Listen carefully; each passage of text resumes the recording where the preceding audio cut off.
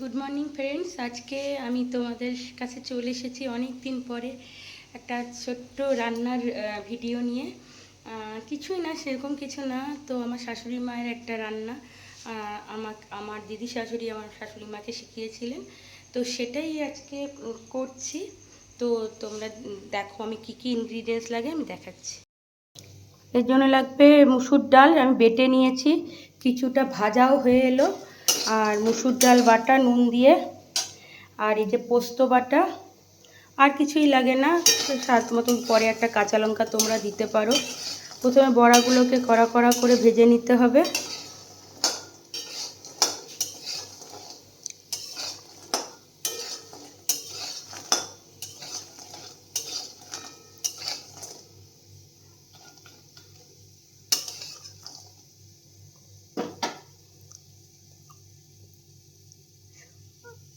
আমাদের খুব কম তেল ইউজ করা হয়, সেই জন্য তেলটা একদম মিনিমাম দিয়ে বড়াগুলো করা হয়। অনেকে মানে এটা তোমরা ইচ্ছা করলে একটু তেলে ফুলকো ফুলকো করেও করতে পারো। তো আমরা যেহেতু রেগুলারের খাওয়া, আমরা এইভাবে করি না, একটু ছাকা তেলেই করার চেষ্টা করি।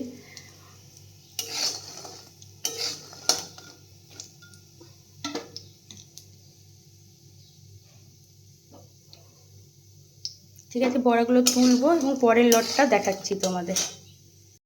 দেখো খুব সামান্য দিয়েছি, আর এইটাকে খুব ভালো করে ফ্যাটানো আছে। এবার এই ছোট ছোট করে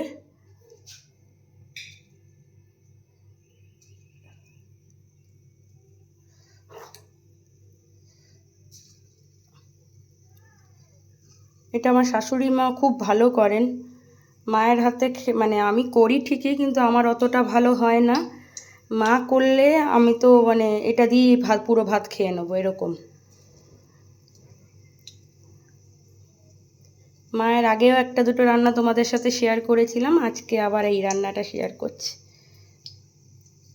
আর ওই যে আমার মা বসে আছে, দেখেছো? মা একটু তাকাও, এই দেখ, এটা মায়েরই রান্না, মায়ের কাছ থেকেই শেখা।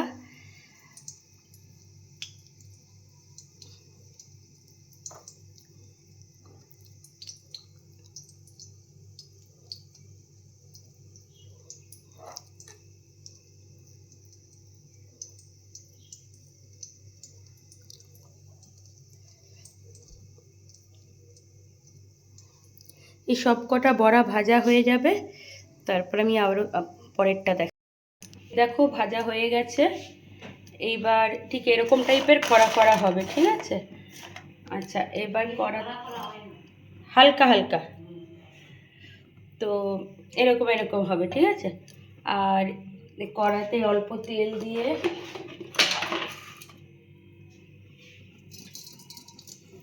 পাঁচফোড়ন দেবো,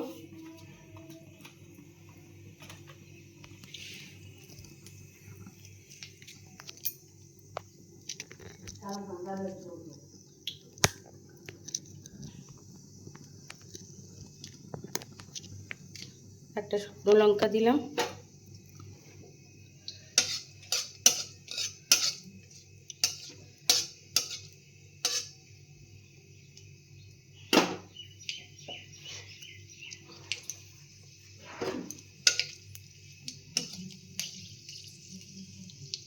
ফোড়নে।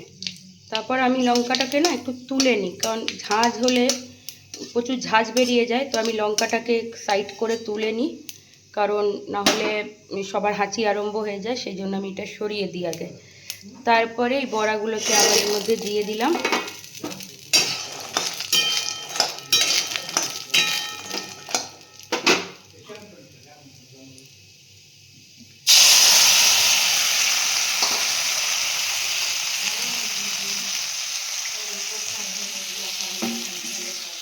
পর অল্প জল দিয়ে বড়াগুলোকে একটু সেদ্ধ করবার জন্য দিয়ে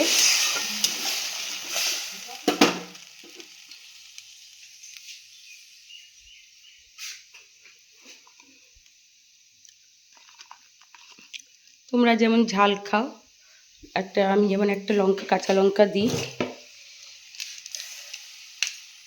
কাঁচা লঙ্কা দিয়ে দিলাম ফেরে।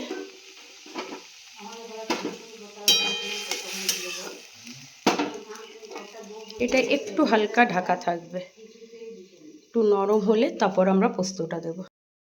দেখো এটা অনেকটা মজে গেছে। এবার আমার যে পোস্তটা বাটা ছিল, বাটির জলটা শুদ্ধ, কারণ আমার এটা একটু নরম রাখতে হবে, কারণ নইলে একদম ড্রাই হয়ে যায়। ঠিক আছে, এই সমস্ত পোস্তটা দিয়ে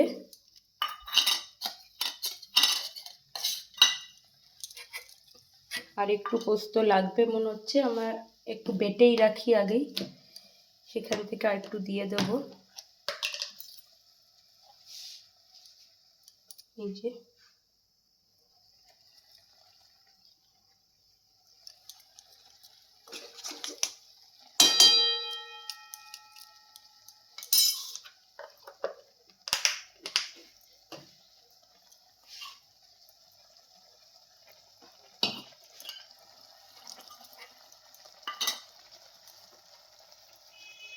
সামান্য নুন অ্যাড করব স্বাদ অনুযায়ী।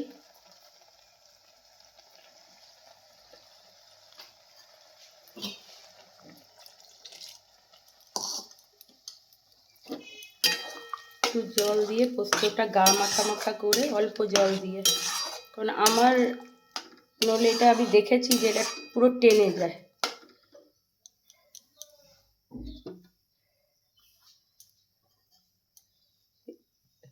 একটু কাঁচা তেল দিয়ে